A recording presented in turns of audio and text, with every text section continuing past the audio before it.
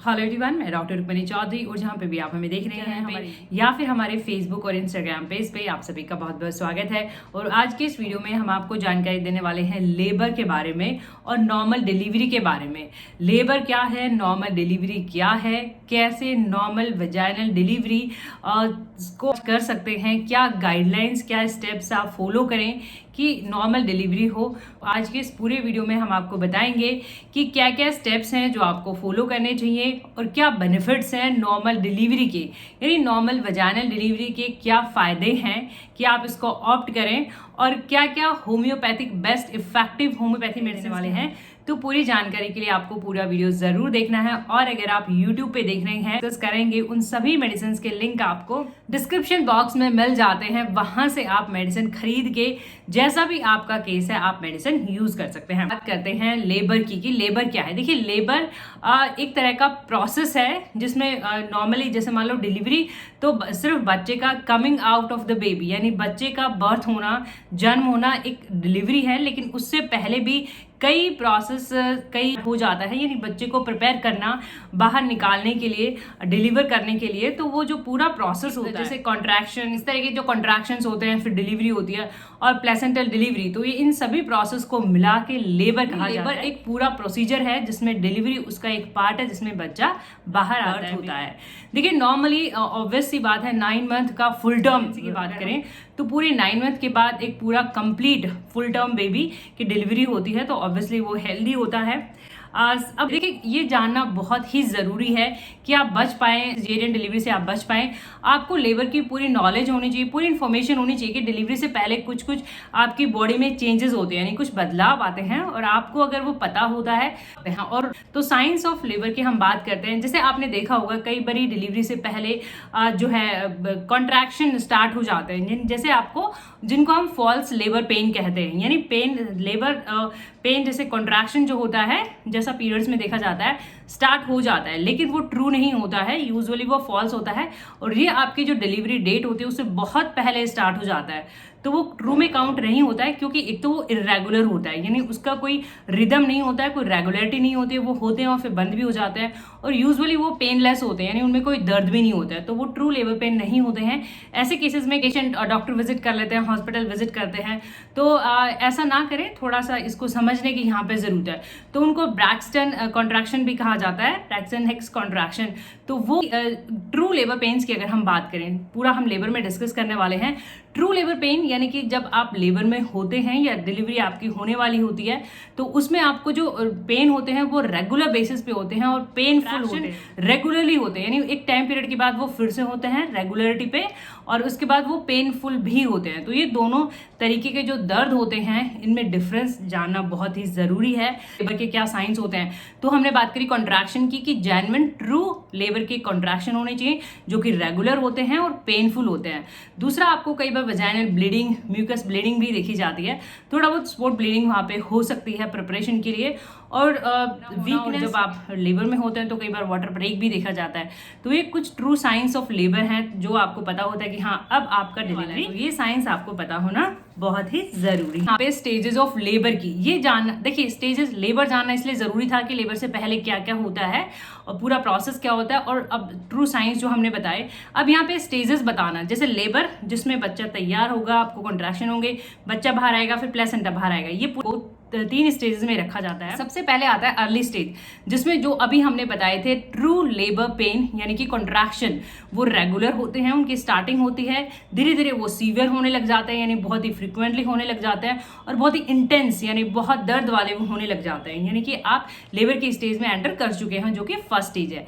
Second stage माना जाता है डिलीवरी यानी कि बर्थ ऑफ बेबी। देखिए, कॉन्ट्रैक्शन आपके इतने ज्यादा थे और इतने रेगुलर थे कि जिससे आपका सर्विक्स जो है बर्थ कैनाल, जिसको बच्चेदानी का मुंह भी कहा जाता है, वो प्रिपेयर हो गया है, वो डायलेट हो जाता है, यानी वो खुलना स्टार्ट हो जाता है ताकि बच्चा इजीली जो है वहां से बाहर आ सके, यानी डिलीवरी ऑफ बेबी बर्थ जो सेकंड स्टेज माना जाता है।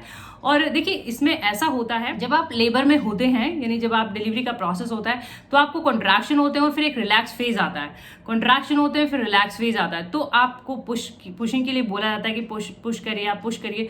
तो आपको कॉन्ट्रैक्शन वाले फेज में आपको पुश करना है क्योंकि उसमें आपका बॉडी नेचुरली उसको सपोर्ट कर रहा है। और जब आपका रिलैक्स होता है बॉडी तो आपको पुश नहीं करना है, कॉन्टिन्यूसली पुश आपको नहीं करना है। नेचुरली जब आपका नेचुरल कोल आए, नेचुरल ऐसे कॉन्ट्रैक्शन हो तो आप पुश करिए, और उससे जो है इजीली डिलीवरीज देखी जाती है। और कई बार ऐसा होता है कि आपका देखिए इन सबका आपस में कोऑर्डिनेशन होता है, जो सर्विक्स होता है वो धीरे धीरे डायलेट होता जाता है और कॉन्ट्रैक्शन आपके सीवियर होते जाते हैं।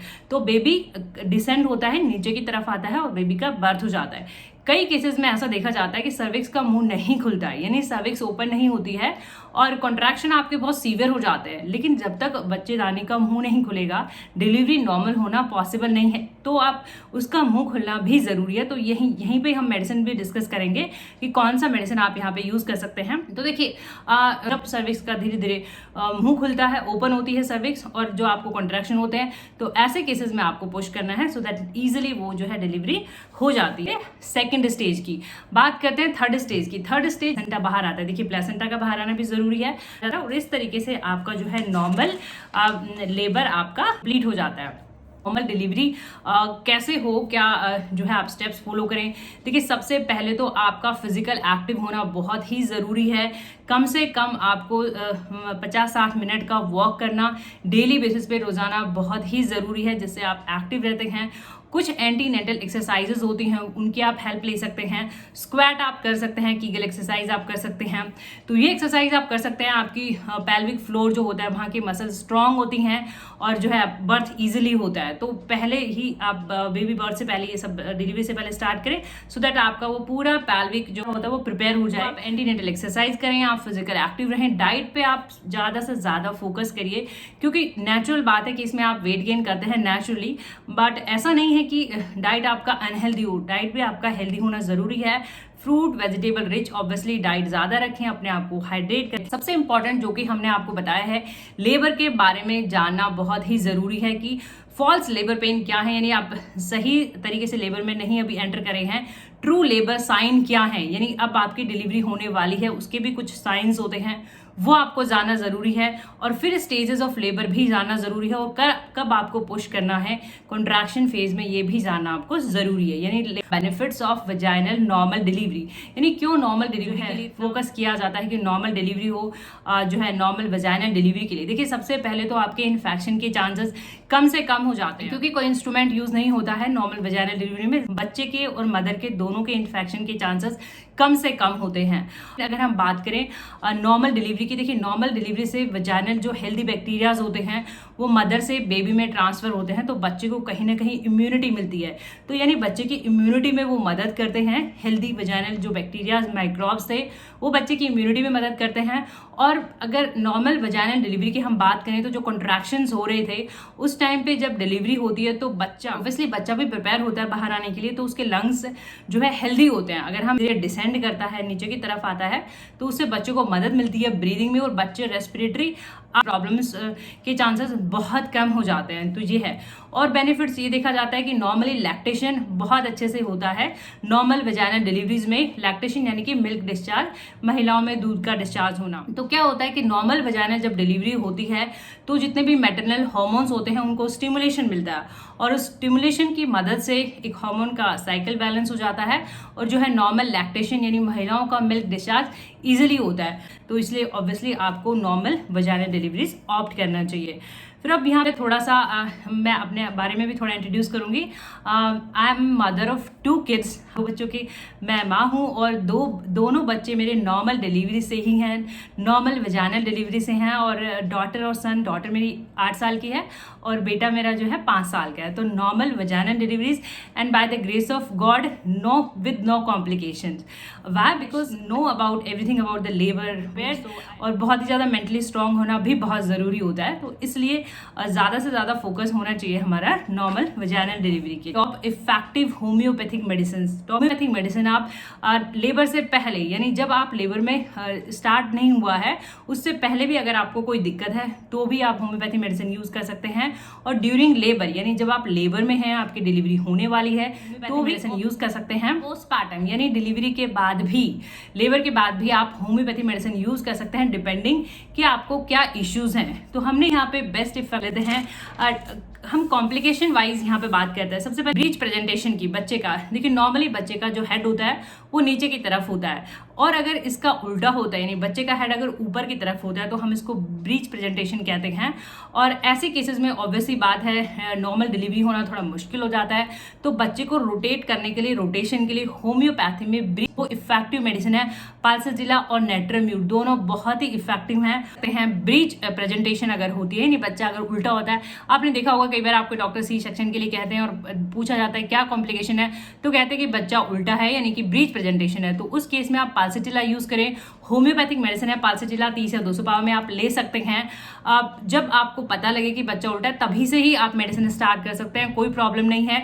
2-2, 3-3 बूंदे सीधा जबान पे डायरेक्टली ले सकते हैं। और जब तक लें आप मेडिसिन, जब तक कि ये नहीं हो जाता है कि अल्ट्रासाउंड से दोबारा कंफर्म कि बच्चे की पोजीशन जो है नॉर्मल हो गई है। तो ऐसे केसेस में ब्रीच में पाल्साजिला बहुत अच्छा काम करती है, आप यूज कर सकते हैं। ये नेट्रोम्यूट तब काम करती है जब आपका एमनियोटिक फ्लूइड बहुत कम होता है, तो उस केसेस में आप नेट्रोम्यूट ले सकते हैं। पर एक बार में अगेन आप एक ही मेडिसिन यूज करें। कई बार ऐसा देखा जाता है कि आप लेबर में होते हैं लेकिन आपके पेन सफिशिएंट नहीं होते, यानी जो कॉन्ट्रैक्शन हो रहे थे वो प्रॉपर नहीं होते हैं, बहुत ही वीक होते हैं और होते हैं, पूरे प्रॉपर नहीं होते हैं। तो ऐसी निकलती है कॉलोफाइलम एंड सिमिसिफुगा। कॉलोफाइलम और सिमिसिफुगा ऐसी मेडिसिन हैं जो होम्योपैथी में जब आप लेबर में होते हैं और आपके पेन सही से नहीं होते हैं, तो पेन को इंड्यूस करने के लिए, यानी लेबर पेन को और थोड़ा स्ट्रॉन्ग करने के लिए कॉलोफाइलम और सिमिसिफुगा दोनों मेडिसिन आप यूज कर सकते हैं। देखिए वैसे यूज करना होता है, इस पर लिखा होता है, देखिए 30 या 200 पावर, ये होम्योपैथी की पोटेंसी होती है जो आप यूज कर सकते हैं। और यहाँ पे ड्रॉपर की मदद से 2-2, 3-3 बूंदे। और ऐसे केसेस में क्योंकि आप ऑलरेडी लेबर में हैं और आपको पेन यानी कि एक इमरजेंसी कंडीशन है, तो बार बार 1-1 घंटे के गैप पे आप मेडिसिन रिपीट कर सकते हैं, जबकि आपका एक नॉर्मल स्ट्रॉन्ग कॉन्ट्रैक्शन नहीं हो जाता है। तो एक बार आप कॉलोफाइलम लें और 1 घंटे नेक्स्ट जो अगले घंटे में जो है आप सिमिसिफुगा लें। इस तरीके से 1-1 घंटे में आप ये दोनों मेडिसिन लेते रहें जब तक कि आपके नॉर्मल कॉन्ट्रैक्शन नहीं हो जाते हैं। और इन मेडिसिन को थोड़ा सावधानी भी रखना जरूरी है। ये मेडिसिन आपको अर्ली प्रेगनेंसी में नहीं लेना है। क्यों? क्योंकि ये कॉन्ट्रैक्शन करते हैं, तो ये सिर्फ आपको लेबर वाली कंडीशन में ही लेना है। एक्सट्रीम पेन, देखिए कई बार ऐसा देखा जाता है, ऑब्वियसली बात है ये पेनफुल इवेंट होता है और काफी सीवियर पेन इसमें देखा जाता है। तो अगर आप हमने यहाँ पे रखी हुई है, एकोनाइट भी है, कैमोमिला भी है, इनको होम्योपैथी का ट्रायो ऑफ पेन भी कहा जाता है। Aconite, chamomilla and nux vomica. Trio of pain यानी एक्सेसिव पेन में ये मेडिसिन बहुत ही इफेक्टिव होती है। आपको तब लेनी है जब आपको बहुत सीवियर स्ट्रॉन्ग पेन होते हैं और बहुत ही इरिटेबिलिटी हो जाती है आपको पेन के टाइम पे, डिलीवरी के टाइम पे, तो आप ले सकते हैं, कोई प्रॉब्लम नहीं है। सेम वैसे ही लेना रहेगा, 1-1, 2-2 ड्रॉप्स, 2-3 बूंदे जो है आप ले सकते हैं, 2-3 बारी लें। अगर थोड़ा इरिटेबिलिटी कम हो जाती है, मेडिसिन आप डिसकंटिन्यू कर सकते हैं। उसका नक्स वोमिका। नक्स वोमिका में इतना ज़्यादा पेन देखा जाता है कि फीमेल फेंट भी हो जाती है। तो ऐसे केसेस में अगर कोई पेन की वजह से फेंट हो जाती है महिला, तो आप नक्स वोमिका दे सकते हैं उनको। सेम वैसे ही ड्रॉपर की मदद से 2-2, 3-3 बूंदे। एकोनाइट भी हमने यहाँ पे रखी हुई है। एकोनाइट में भी इतना ज़्यादा पेन होता है कि मेंटली उसको इतना फियर ऑफ डेथ हो जाता है कि डेथ ना हो जाए। टेंशन, एंजाइटी, एकोनाइट बेस्ट मेडिसिन है। तो ये तीनों मेडिसिन अगर आपको बहुत ज़्यादा दर्द की वजह से आप मेंटल हेल्थ आपकी इफेक्ट हो गई है, या तो आप चिड़चिड़े हो गए हैं, या फियर ऑफ डेथ हो गया है, या फिर जो है आप फेंट हो जाते हैं के बाद में पोस्टपार्टम हैमरेज, आपने देखा होगा बहुत सीवियर पोस्टपार्टम हैमरेज नॉर्मल होता है, बट अगर बहुत ज़्यादा होता है, कंटिन्यू रहता है कई दिनों तक, तो हेमामेलिस काफ़ी अच्छी है। हेमामेलिस आप यूज़ कर सकते हैं। अगर ब्लीडिंग नहीं स्टॉप होते तो हेमामेलिस यूज़ करें। 30 या 200 पावर में 2-3 बूंदे सुबह दोपहर शाम खाने से पहले, सेम वैसे ही आपको यूज़ करना है। उल्टी, वॉमिटिंग, नोजिया उस केस में दी जाती है। सबाइना भी दी जाती है। सबाइना में ब्राइट रेड कलर यानी बहुत ही हेमामेलिस में डार्क कलर होता है, तो कलर के हिसाब से भी होम्योपैथी में मेडिसिन है। काली कार्ब, देखिए काली कार्ब लेबर में तब दी जाती है जब आपको ऐसा लगता है कि बैक वुड बस्ट, यानी आपकी कमर में इतना दर्द होता है कि कमर फट जाएगी, तो उस केस में काली कार्ब देते हैं। तो आपकी मदद कर सके। हमने यहाँ पे सब कुछ कवर अप करने का ट्राई किया है और सभी दवाओं के लिंक आपको डिस्क्रिप्शन बॉक्स में मिल जाएंगे।